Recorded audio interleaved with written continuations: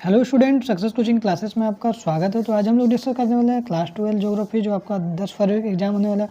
उसके लिए very very important question आपके लिए लेकर आए हैं, प्रीवियस ईयर क्वेश्चन। तो वीडियो बहुत ही ज़्यादा आपके लिए इंपॉर्टेंट है, इसकी बिल्कुल भी ना करें।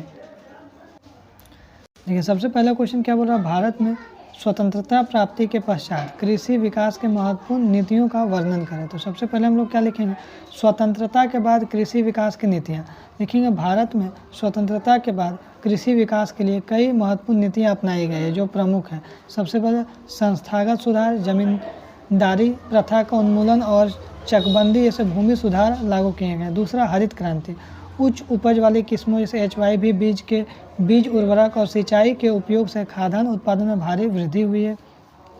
सिंचाई का विकास, बांधों और नहरों के विकास के निर्माण के साथ साथ सिंचाई सुविधाओं का धीरे धीरे विस्तार हुआ है।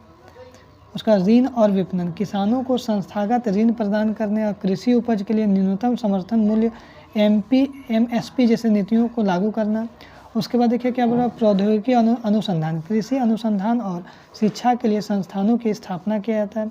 शॉर्ट में अगर लिखना है तो देखिए, भारत में स्वतंत्रता के बाद कृषि विकास के लिए संस्थागत सुधारों, हरित क्रांति, सिंचाई सुविधाओं के विस्तार, ऋण और विपणन नीतियों तथा कृषि अनुसंधान पर ध्यान केंद्रित किया गया। दूसरा क्वेश्चन क्या हमारा इंपॉर्टेंट है, भारत में नगरीय बस्तियों का प्रकार बताइए। तो चलिए, नगरीय बस्तियों का प्रकार, भारत में नगरीय बस्तियों मुख्य रूप से उनके आकार, कार्य और प्रशासन के आधार पर बांटा गया। तो चलिए सबसे पहले कस्बा समझते हैं।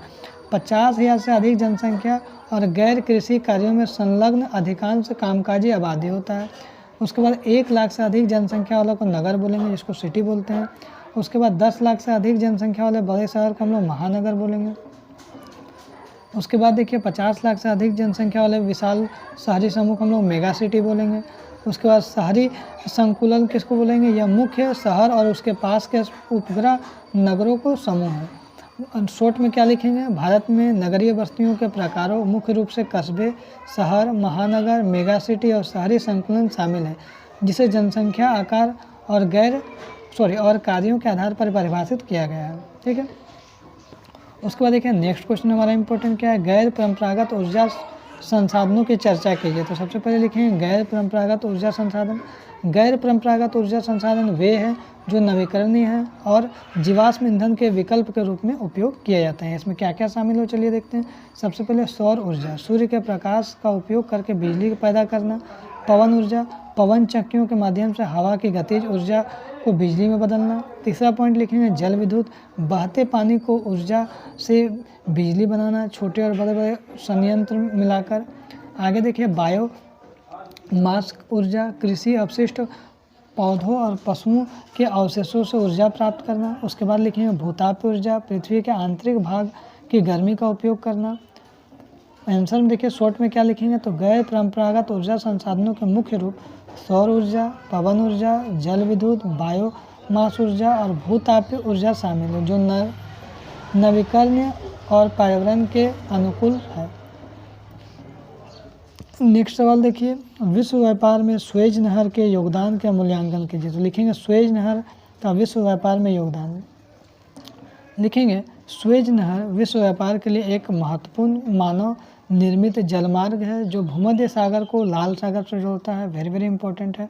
इसमें क्या दूरी में कमी किया है, इससे यूरोप और एशिया के बीच समुद्री यात्रा की दूरी को हजारों किलोमीटर कम कर दिया। अफ्रीका के चक्कर लगाने की ज़रूरत अब नहीं होगा।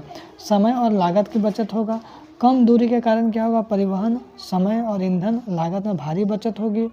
उसके बाद यहाँ पर क्या बोला है, व्यापार का केंद्र, यह वैश्विक व्यापार का एक प्रमुख केंद्र है जिसे दुनिया का के लगभग 12% व्यापार का संचालन होता है। उसके बाद हम लोग क्या लिखेंगे रणनीतिक महत्व, यह एक महत्वपूर्ण रणनीतिक चौक पॉइंट है जो वैश्विक आपूर्ति श्रृंखलाओं के लिए महत्वपूर्ण है। उसके बाद शॉर्ट में हमको लिखना है, तो शॉर्ट में क्या लिखेंगे, स्वेज नहर ने यूरोप और एशिया के बीच, क्या बोला, स्वेज नहर ने यूरोप और एशिया के बीच समुद्री यात्रा की दूरी और समय को निकट रूप में कम करके तथा वैश्विक व्यापार के लिए एक महत्वपूर्ण रणनीतिक मार्ग प्रदान करके विश्व व्यापार के लिए महत्वपूर्ण योगदान दिया है। तो इसमें टॉप 4 सवाल है जो आपका बोर्ड एग्जाम के लिए बहुत ही ज़्यादा इंपॉर्टेंट है। तो फिर मिलते हैं हम लोग नेक्स्ट वीडियो में। Thank you so much.